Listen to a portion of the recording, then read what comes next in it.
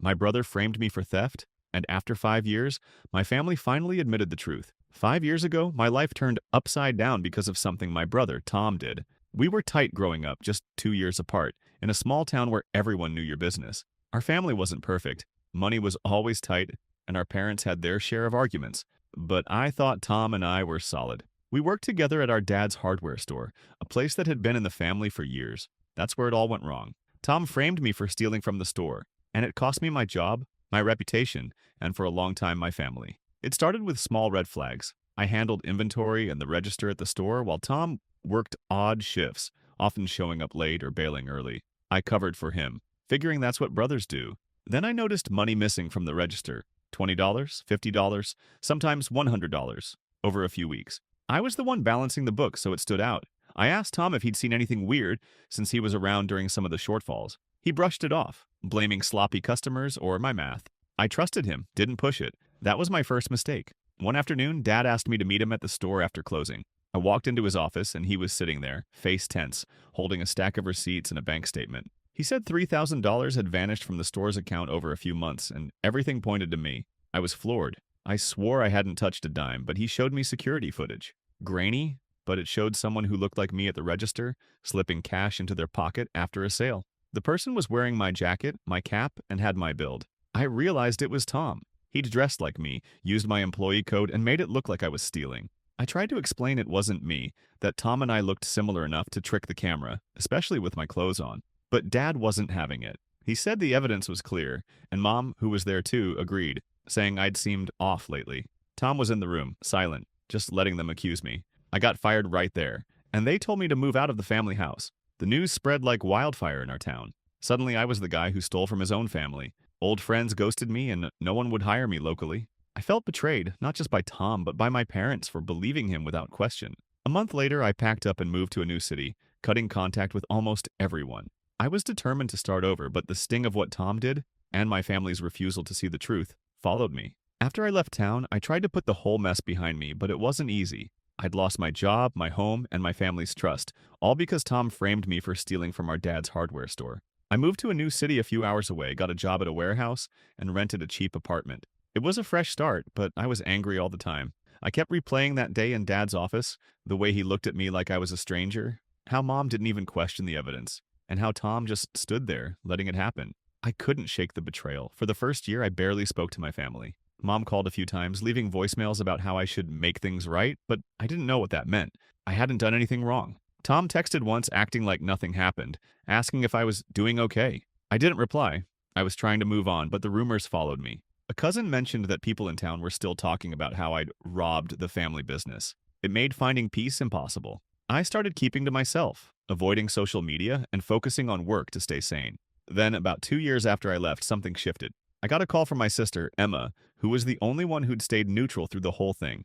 She said things at the store were getting weird. Money was missing again. Not huge amounts, but enough to notice. Dad was stressed, auditing the books himself, and Tom was acting cagey, taking random days off. Emma said she'd always had doubts about my guilt, but didn't speak up because she was scared of causing more drama. Now she was starting to suspect Tom. She'd overheard him on the phone, talking about needing cash fast, and saw him selling tools from the store's inventory on the side. I didn't know what to do with that information. Part of me wanted to go back and confront Tom, but I was still raw from how my parents had turned on me. Emma pushed me to talk to Dad, but I wasn't ready. Instead, I told her to keep an eye on Tom and let me know if anything else came up. Over the next few months, she sent updates. Tom was slipping up, leaving receipts for cash sales that didn't match the books, getting defensive when Dad asked questions. Emma even found a burner phone in his car with texts about selling store equipment. It was the same pattern he'd used to frame me, but sloppier this time.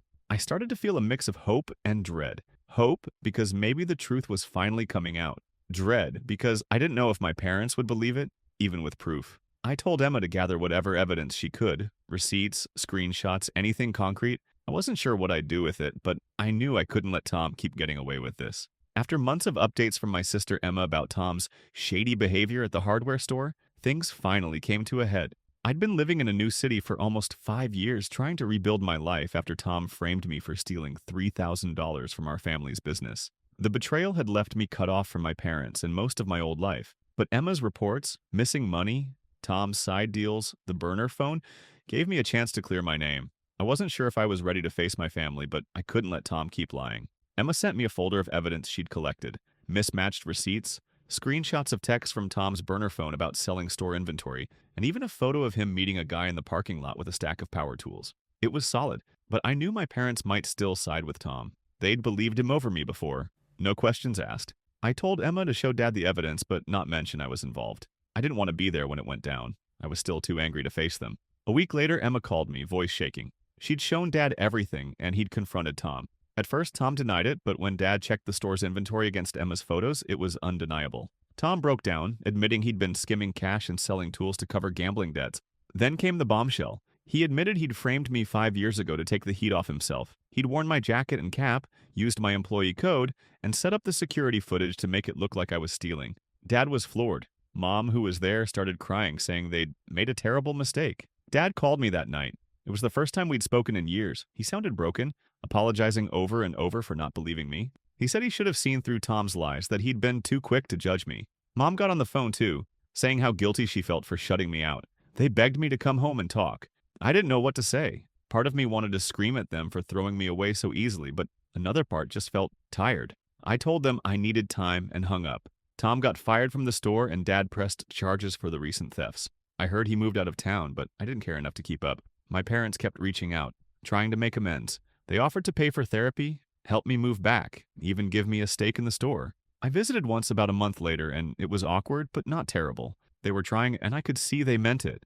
I'm still working through the hurt, but I've started talking to them more. I'm not sure I'll ever fully trust them again, but I'm open to figuring it out. For now, I'm focused on my life. New job, new friends, and a sense of peace knowing the truth is out. It's not a happy ending, but it's mine, and I'm okay with that. Second story, my husband's friends. Tricked him into a fake cheating scandal to test my loyalty, so I walked away for good. Jake and I had been married for 3 years, together for 6, when his friends decided to mess with our relationship. We had a decent life, a small house, steady jobs, and plans to start a family. Jake's buddies, Mike and Chris, were always around, though. They were loud, loved their boys' nights, and had this immature streak I never quite vibed with. I put up with them for Jake's sake, but I never imagined they'd orchestrate a fake cheating scandal just to test my loyalty. It started one Friday when Jake went out with Mike and Chris for drinks. He came home way later than usual, acting off. Quiet, avoiding my eyes, and glued to his phone. I asked what was wrong, but he brushed it off, saying he was just tired and slept on the couch. Over the next few days, he got jumpy whenever his phone pinged. He'd step out to reply to texts, and when I asked who it was, he'd mutter something about work. It felt off, but I didn't want to be the paranoid wife. We'd always trusted each other, so I tried to let it go. A week later, things got worse. I got a text from an unknown number with a photo of Jake at a bar, sitting close to a woman I didn't know, laughing with his hand on her arm. The message read, "Thought you should know what your husband's been up to." My heart sank. I showed Jake the photo, hoping for an explanation, but he got defensive, saying she was just a friend of a friend and it was nothing. His story was shaky. He didn't know her name or why he looked so comfortable. I pressed him, and he snapped, accusing me of overreacting. That's when doubt crept in. The next day, another text from the same number came through, this time with a screenshot of a flirty conversation between Jake and this woman. It had pet names, plans to meet again, everything. I felt like I'd been punched. When I confronted Jake, he swore it wasn't him,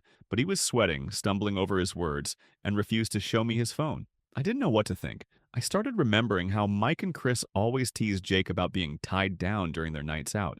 I wondered if they were pushing him to cheat. I called a mutual friend who'd been at the bar, and she said the woman was someone Mike knew, not Jake. That's when I started suspecting this wasn't just about Jake. It was about his friends, too. The suspicion that Jake's friends were involved in this so-called cheating scandal kept growing. After getting those texts with a photo and flirty messages, I couldn't shake the feeling that something wasn't right.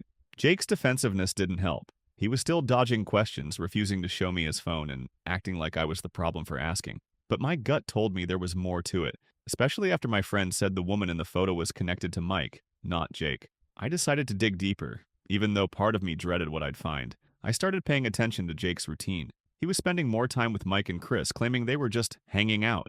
But he'd come home late, smelling like beer, and his phone was always locked now, which wasn't like him before. I didn't want to snoop, but I felt like I had no choice. One night, when he was in the shower, I checked his phone. The password had changed, which set off alarm bells. I couldn't get in, but I noticed notifications from a group chat with Mike and Chris popping up, with emojis and phrases like, "Keep it cool." It was vague, but enough to make me think they were in on something. I reached out to another friend, Sarah, who was close with Chris's girlfriend. She agreed to ask around discreetly. A few days later, she called me with a wild story. Apparently, Mike and Chris thought I was too controlling because I'd asked Jake to cut back on late nights so we could focus on our marriage. They decided to test my loyalty by setting up a fake cheating scenario. They'd paid a woman they knew to flirt with Jake at the bar, took the photo, and even faked the text thread to make it look like he was cheating. Their plan was to see if I'd stick by him or overreact and leave. Jake went along with it, thinking it was just a dumb prank to prove I trusted him. I was furious. Not only had Jake let his friends manipulate him, but he'd lied to my face instead of coming clean. I started watching him closer, acting normal while planning my next move. I wasn't going to confront him yet. I wanted proof. I asked Sarah to get screenshots of the group chat where Mike and Chris planned the whole thing. She managed to get a few from Chris's girlfriend, who was fed up with their immaturity. The messages confirmed it. They'd orchestrated the whole scandal, laughing about how I'd react. Jake had texted them saying he felt bad but didn't want to ruin the joke. Jake wasn't cheating, but he'd let his friends toy with our marriage for a laugh. I started thinking about all the times he'd chosen them over me, brushing off my concerns, siding with them when I set boundaries. This wasn't just a prank. It was a sign of how little he valued me. I decided I was done. I wasn't going to stay in a marriage where my husband thought it was okay to play games with my trust. I started looking for a new place to live, keeping it quiet while I figured out how to walk away for good.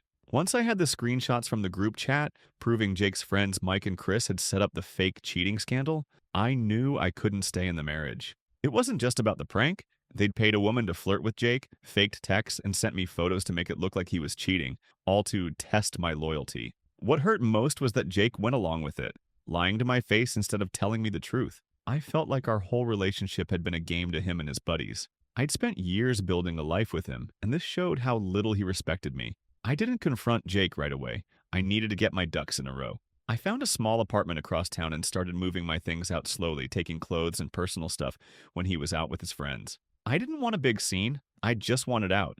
I also met with a lawyer to understand my options for a divorce. The screenshots were enough to show Jake's involvement, and I wanted to protect myself financially. I kept acting like everything was fine at home, even though every time he laughed with Mike or Chris on the phone, I felt my blood boil. I was done being the wife who put up with their nonsense. One evening, I sat Jake down and laid it all out.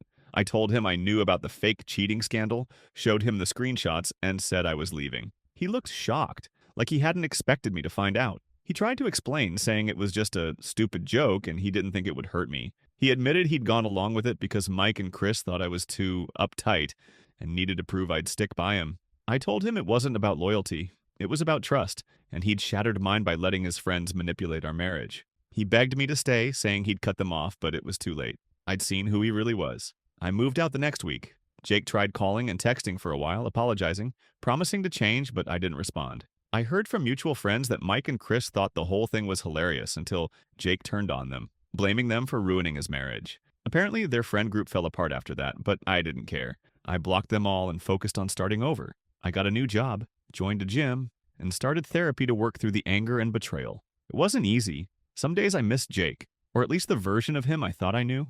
But every time I doubted myself, I remembered those screenshots and how he'd chosen his friend's dumb prank over our vows. A year later, I'm in a better place. I'm living on my own, making new friends, and even went on a few dates recently. I don't trust as easily now, but I'm learning to value myself more. Walking away was the hardest thing I've ever done, but it was also the best. I realized I deserved someone who wouldn't let their friends play games with my heart. Jake's still out there, probably still hanging with whatever's left of his crew. I don't wish him ill. I just don't want him in my life anymore.